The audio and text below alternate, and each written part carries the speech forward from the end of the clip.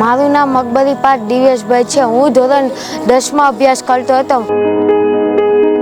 હું વિદ્યાકુલમાં 9મા મહિનામાં જોડાનો હતો।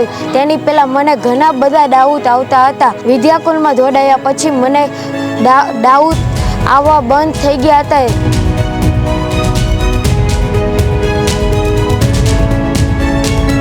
વિદ્યાર્થી મિત્રો, અમે લોકોએ ઘણા બધા વિદ્યાર્થીઓના છે ને એ ઇન્ટરવ્યૂ લીધા છે, પણ એક વિદ્યાર્થી આજે એવો મળ્યો છે ને મને, અકબરી પાર્થ છે એની જે ડિસીઝ છે એ છે થેલેસેમિયા મેજર ને બ્લડ 12 દિવસે ન ચડાવે તો એના શરીરમાં તાકાત ઓછી થઈ જાય છે। એસએસસીની પરીક્ષા આપી જેમાં મારે 93.50% અને 98.74% આવ્યા હતા। અને આજે એ વસ્તુ એણે છે એ સાબિત કરીને બતાવી છે કે જો તમારામાં જુસ્સો હોય, જો તમારામાં કરી છૂટવાની ભાવના હોય ને, તો જરૂરથી તમે પણ છે ને આવું સરસ માર્ક્સ પ્રાપ્ત કરી શકો છો। કે તે હમણાં જેવું કીધું કે મારે એન્જિનિયરિંગ કરવું છે, બરોબર, તો શું કામ એન્જિનિયરિંગ કરવું છે ભાઈ? મારે એન્જિનિયરમાં એરોનોટિકલ સ્પેસ એન્જિનિયર કરીને મારે સ્પેસમાં જવું છે। મારે રોકેટ લોન્ચ કરીને મારું સપનું છે, ગોલ છે। કોંગ્રેચ્યુલેશન્સ યાર। નમસ્કાર વિદ્યાર્થી મિત્રો, કેમ છો? મજામાં? આજે આપણે વિદ્યાકુલ ગુજરાતી છે એ ટોપર્સના ઇન્ટરવ્યૂની સિરીઝ ચાલુ કરી છે। આ ટોપર્સના ઇન્ટરવ્યૂની સિરીઝમાં આજે આપણે છીએ સુરતમાં જ પણ એક એવા વિદ્યાર્થીની મુલાકાતે છીએ કે જેણે ધોરણ 10માં A1 ગ્રેડ પ્રાપ્ત કર્યો છે। સાધારણ પરિસ્થિતિમાં A1 ગ્રેડ પ્રાપ્ત કરે એ બહુ સામાન્ય છે, પણ આજે મારી સાથે જે અકબરી પાર્થ છે એની જે ડિસીઝ છે એ છે thalassaemia major. First of all I want to know કે ભાઈ થેલેસેમિયા મેજર છે ને, થેલેસેમિયા મેજર એટલે એ 12 દિવસે એને એક બેગ બ્લડ ચડાવવું પડતું હોય છે। અને આવી પરિસ્થિતિમાં એણે ધોરણ 10માંની એક્ઝામ આપે એમાં કોઈ નવાઈ નથી, પણ એક્ઝામ આપી અને A1 ગ્રેડ પ્રાપ્ત કર્યો છે અને 94% એણે અચીવ કર્યા છે। અને એ છે આપણા માટે સૌ માટે પ્રેરણારૂપ વિદ્યાર્થી છે એ બની રહેશે। તો આજે એની પાસેથી જ જાણીશું કે આવી વિકટ પરિસ્થિતિમાં પણ પોતાની મહેનત છે એને બંધ નથી કરી, એ જે પ્રોબ્લેમ છે એની ફરિયાદ લઈને બેઠો નથી રહ્યો, પણ એણે મહેનતનો રસ્તો પસંદ કર્યો અને આજે એણે રિઝલ્ટ છે એ અચીવ કર્યું છે। એના મુખ્યથી જ સાંભળીએ। બેટા, સ્ટુડન્ટ્સને કહો કે તમારું નામ, રિઝલ્ટ, ગ્રેડ અને શું પર્સન્ટાઇલ રેન્ક છે? મારું નામ અકબરી પાર્થ દિવેશભાઈ છે। મેં ધોરણ 10માં A1 ગ્રેડ પ્રાપ્ત કર્યો છે। મારા પર્સન્ટાઇલ 98.74 હતા અને પર્સન્ટેજ 93.50 છે। તે મેં A1 ગ્રેડ પ્રાપ્ત કર્યો અને મારા મમ્મી પપ્પા અને પરિવારનું નામ રોશન કર્યું। અરે વાહ, શાબાશ, ગ્રેટ।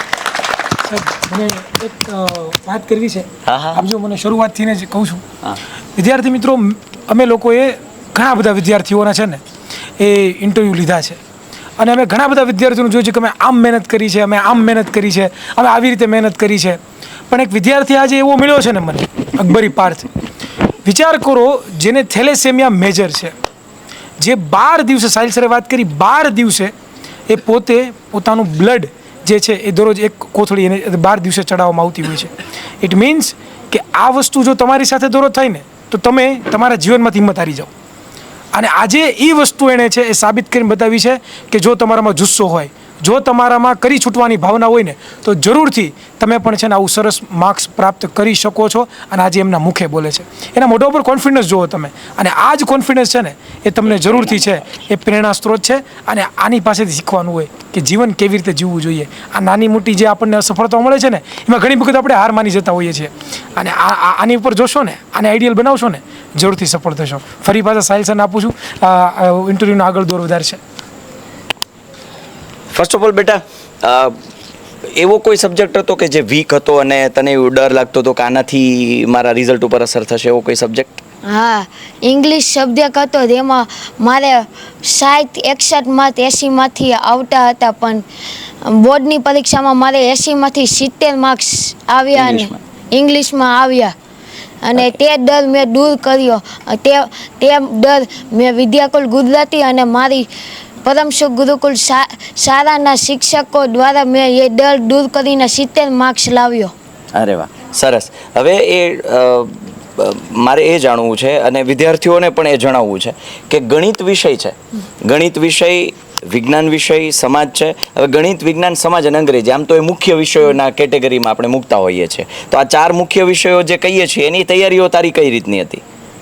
મેં ઇંગ્લિશ મારો વીક સબ્જેક્ટ હતો, એમાં મેં સૌથી વધારે સમય ફાળવ્યો અને મારું ગણિત, વિજ્ઞાન ને સમાજ મીડિયમ હતું એટલે મેં એમાં ઓછો સમય ફાળવી અને ઇંગ્લિશમાં ધ્યાન વધારે રાખ્યું, તેથી મારે બધા સબ્જેક્ટ મેનેજમેન્ટ થઈ ગયું. અરે બેલેન્સ કર્યું એને કે જે સ્ટ્રોંગ સબ્જેક્ટ છે એને ઓછો સમય અને જે વીક સબ્જેક્ટ છે એને વધુ સમય આપી અને બેલેન્સ કરી અને આજે A1 ગ્રેડ છે એ મેળવ્યો છે. કારણ કે મોટાભાગના વિદ્યાર્થીઓ ભૂલ કરે છે, જે વિષય આવડે છે એના ઉપર વધુ ફોકસ કરે છે, જે નથી આવડતું એને સાઈડ કરી અને એને ફરિયાદ કરી અને બસ છોડી દે છે કે આ મારાથી નહીં થાય. પણ આણે એ બેલેન્સ કરી અને કારણ કે રિઝલ્ટ છે 6 વિષયનું બને, કોઈ 2 કે 3 કે 4 વિષયથી રિઝલ્ટ ના બને.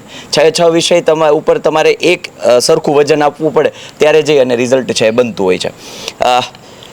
સ્કૂલ પછી કોચિંગમાં કોઈ જગ્યાએ જવાનું કે નહીં? Okay. ખાલી વિદ્યાકુલ ગુજરાતી પર ઓનલાઈન લેક્ચર. ઓકે, સરસ. વિદ્યાકુલમાં કઈ રીતે તું અભ્યાસ કરતો એમાં?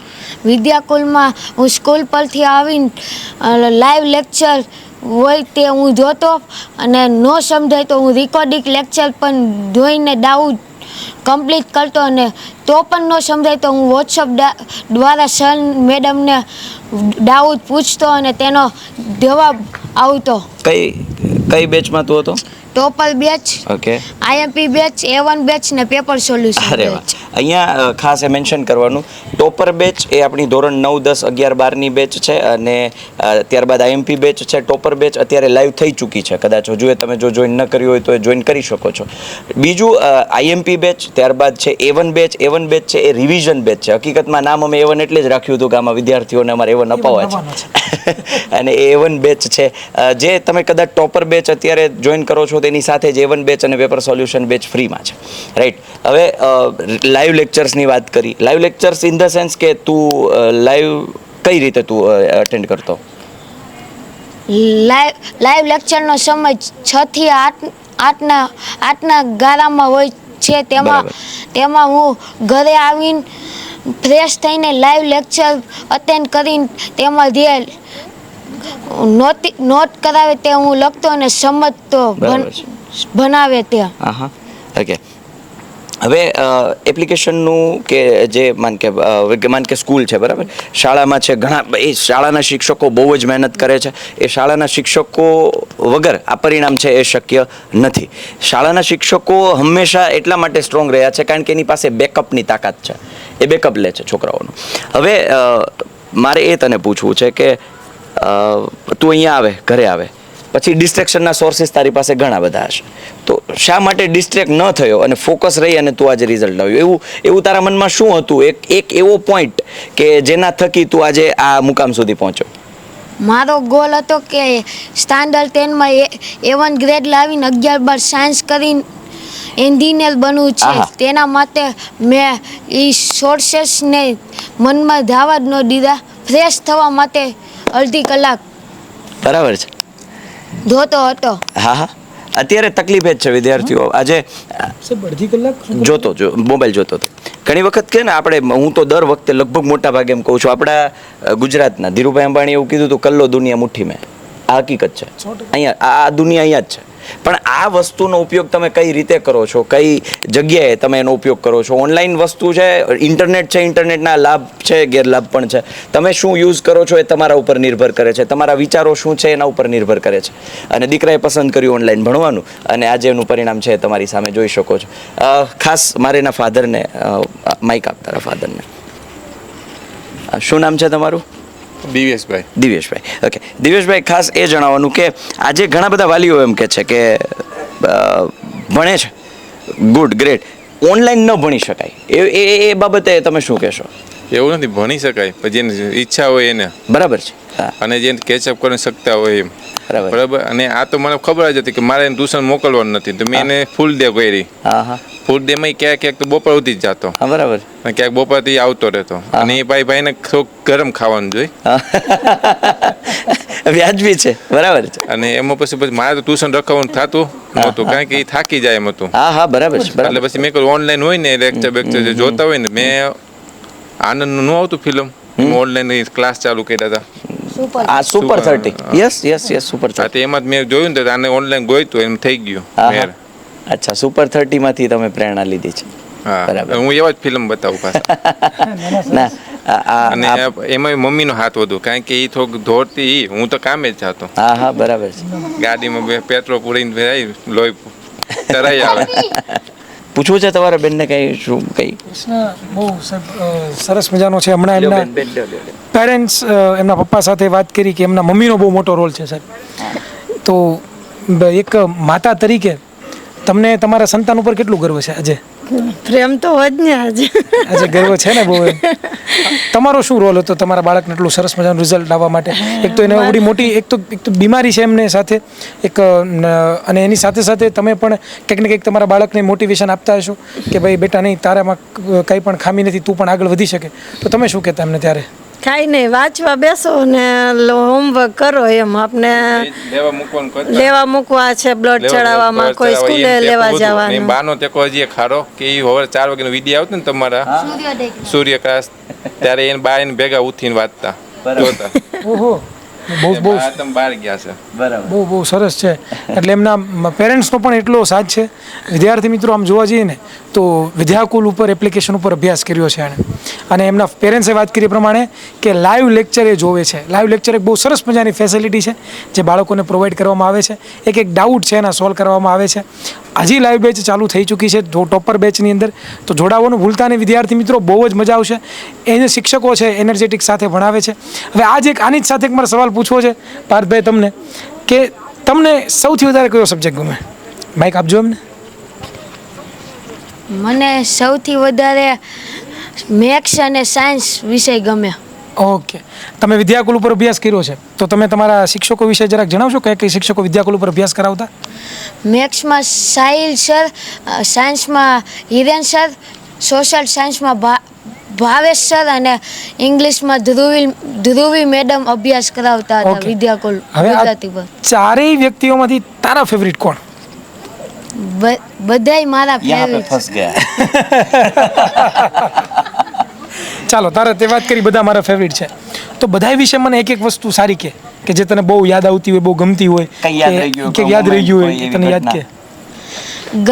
સાહિલ સર મસ્તી કરાવે, ભાવેશ સર ગીતો ગૌરાવે અને તે મજાક મૂડ સાથે ભણાવે. હિરેન સર તે પ્રોપરી વિજ્ઞાન વિષય જેવા વિષયને પ્રોપરી સમજાવે અને ધ્રુવી મેમ ઇંગ્લિશમાં તે એક સેન્ટેન્સનું વાક્યનું ગુજરાતી કરી તે સમજાવે. તે મારી ઘટનાઓ છે. તે વાત કરી કે આ બધા શિક્ષકો મસ્ત ભણાવે, તો આ બધા શિક્ષકોને શું સંદેશો આપવા માંગે તારા પરથી? આજે માન કે અહીંયા ધ્રુવીબેન અને ભાવેશ સર હોત, એ આ ઇન્ટરવ્યુ તારું જોશે તો એને શું કહેવા માંગે છે? હા, જે તું ફીલ કરતો હોય, આભાર વ્યક્ત કરવા માંગતો હોય એમનો. ભાવેશ સર અને ધ્રુવી મેમ, હિરેન સર અને સાહિલ સર, હું બધાનો આભાર વ્યક્ત કરું. તેને હું અભિનંદન આપું છું કે તેના લીધે મારે સારા ટકા ગ્રેડ આવ્યો. અમારા લીધે નહીં, તારા લીધે. યસ, આ વસ્તુ યસ. બાકી 100% અને પ્રોત્સાહન ન થાય, બધા પ્રોત્સાહન આપો 100% એ તો છે. અમારો સપોર્ટ એવો રહ્યો છે, અમે પ્રયત્ન કરીએ છીએ. 100%. અમારા સાહિલ સર એવું કહેતા હોય છે વિડીયો જ્યારે પણ ઇન્ટરવ્યુ લેતા હોય ત્યારે કે 50% મહેનત હોય છે. 50% બાળકની મહેનત છે, 50%ની અંદર એમના સ્કૂલના શિક્ષકો, એમના માતા પિતા, અને જો પણ કોઈ કોચિંગમાં જઈશું તો એમના જે શિક્ષકો છે એમની પણ મહેનત રહેલી છે, અને આજે સાબિત થઈ રહી છે, તમે જોઈ રહ્યા છો. હવે સાહેબ એક જ છેલ્લો મારો સવાલ પાર્થ તને પૂછવો છે કે તે હમણાં જેવું કીધું કે મારે એન્જિનિયરિંગ કરવું છે, બરોબર? તો શું કામ એન્જિનિયરિંગ કરવું છે? વાય? મારે એન્જિનિયરમાં એરોનોટિકલ સ્પેસ એન્જિનિયર કરીને મારે સ્પેસમાં જવું છે. મારે રોકેટ લોન્ચ કરીને મારું સપનું છે, ગોલ છે. કોંગ્રેચ્યુલેશન્સ યાર. આ વસ્તુ યાદ રાખજો, એરોનોટિકલ એન્જિનિયરિંગ એપીજે અબ્દુલ કલામે કરેલું છે મદ્રાસ ઇન્સ્ટિટ્યૂટ ઓફ ટેકનોલોજીની અંદર, અને આજે એ સપનું લઈને પોતે ભાઈ બેઠા છે અને જરૂરથી પોતે સાકાર કરશે. મને એની ઉપર પાર્થને છે ને આ ખુલ્લા આકાશમાં ઉડવું છે અને ઉડવા માટેની પાંખો છે ને એના એક બાજુ એના પપ્પા છે ને એક બાજુ એના મમ્મી છે, અને આ સપોર્ટ હર હંમેશ આ પાર્થને રહ્યો છે, અને આજે આ મુકામ પર છે. ભવિષ્યમાં પણ એ જ સપનાઓ સાકાર થાય. અને દાદીમાં તો પીઠબળ છે. દાદીમાં વિડીયો કોલની ટ્રાય કરે છે જોઈન્ટ થવાની, પણ એ અત્યારે કાશી ગયા છે. ઓકે, તો વિડીયો કોલ નથી અટેન્ડ કરતા, પીઠબળ પૂરું પાડે છે. તો આ હતું બહુ સિમ્પલ અને શોર્ટ કે ભાઈ તમે જે ધારો ને એ કરી શકો. ફરિયાદ લઈને બેસી રહેવાથી એનો નિવાડો નહીં આવે. તમે એના સોલ્યુશન ઉપર કામ કરો. એ મુશ્કેલી તો ભાઈ બધાના જીવનમાં આવે, પણ એ મુશ્કેલીઓને સોલ્વ કરવા માટે, મુશ્કેલીઓથી પાર પાડવા માટે તમારા શું વલણ છે, તમારી શું મેન્ટાલિટી છે, તમારી શું થોટ પ્રોસેસ છે, એ મેટર કરે છે. તમે જ્યારે કોઈ પહાડ જેવી મુશ્કેલીઓને પણ તમે જો એમ વિચારો કે આ મારા માટે કંઈ જ નથી, આ તો મારા માટે રાઈનો દાણો છે, તો તમે એ પહાડ જેવી મુશ્કેલી માટે તમે હિમાલય જેવો પહાડ છે એ બની જાઓ. તો આ જ જુસ્સા અને જુનૂન સાથે, જજ્બા સાથે જ્યારે તમે મહેનત કરો છો તો 100% તમે છે એ રિઝલ્ટ પ્રાપ્ત કરો છો. હજુ હમણાં જ બાને યાદ કર્યા અને બાએ કોલ અટેન્ડ કર્યો. આપો. જય શ્રી કૃષ્ણ બા. જય શ્રી કૃષ્ણ. ઓળખા? હા, પાછના સર ને. તમે હમણાં એમ કીધું કે બા પણ લેક્ચર જોતા સવારમાં 4 વાગે. તમે લેક્ચર જોતા? હા, જોતી હો. તમે હારે જ ટેસ્ટ નું જોતી. હા. અને આ જે પાર્થનું અમે ઇન્ટરવ્યુ લેવા આવ્યા છીએ ઘરે. આજે પાર્થે છે બહુ સારું 94% લાવ્યો છે, અને A1 ગ્રેડ છે એને. એટલે A1 ગ્રેડ એટલે A1 ની કેટેગરીમાં લાવવા માટે છોકરાઓ બહુ મહેનત કરે, પણ ઘણા બધા સફળ નથી થતા. પણ પાર્થ છે સફળ થઈ ગયો છે, એટલે ગર્વ લીધા જેવી બાબત છે. એ તો હું એને કહેતી કે 5 તને આ લોકો 4 વાગ્યામાં તમારા હારું થઈને જાગે તો તમે કેમ જાગો નહીં એમ. હા, બરાબર. કોઈ છોકરા જાગે નહીં. હા. ને તમે છોકરા હારું થઈને 4 વાગ્યામાં જાગી જાવ. બરાબર. અને અમુક છોકરા તો જાગે નહીં, અમુક જાગે એવું નથી. પણ અમુક ને ઇન્ટરેસ્ટ ન હોય તો ન જાગે. બરાબર. પણ નહીં, પાર્થે મહેનતનો રસ્તો પસંદ કર્યો છે, એટલે મંજિલ સુધી પહોંચવું એ નક્કી છે, અને ખૂબ સરસ રિઝલ્ટ એને અચીવ કર્યું છે. તો બા તમને ખૂબ અભિનંદન. ભલે. તો વિદ્યાર્થી મિત્રો, આવી તો કેટલી છે સ્ટોરીઓ છે, અને આવા તો કેટલાય બાળકો છે એ આગળ પ્રગતિ કરતા રહ્યા છે. અને આવી જ રીતે છે એ હર હંમેશ માટે આવા જ એક જુસ્સા સાથે, આવી જ કંઈક નવી વાર્તા સાથે, આવી જ એક નવીન વિદ્યાર્થીઓની સ્ટોરીઓ સાથે, એક ફ્યુચર સાથે વાતચીત કરવાની છે. તો બન્યા રહેજો અમારી સાથે, અને ખાસ કરીને ભૂલતા નહીં 18 તારીખે, એટલે કે 18/5/2024 રોજ આપણો વિદ્યાર્થી સન્માન સમારોહ સુરતની અંદર યોજાઈ રહ્યો છે, અને ગુજરાતના ખૂણેથી છે એ બાળકો પધારવાના છે એમના પેરેન્ટ્સ સાથે. તો તમે પણ આવવાનું ભૂલતા નહીં, અને પાર્થભાઈ તમે પણ તમારા પેરેન્ટ્સ સાથે આવવાનું ભૂલતા નહીં. તો મળીએ છીએ કોઈ નવા વિચાર સાથે, કોઈ એક નવા વિદ્યાર્થીના સ્ટ્રગલ સાથે, કોઈ એક નવા માતા પિતાઓની આશા સાથે. ત્યાં સુધી રજા આપશો. જય હિન્દ, જય ભારત, ભારત માતા કી જય. આવજો.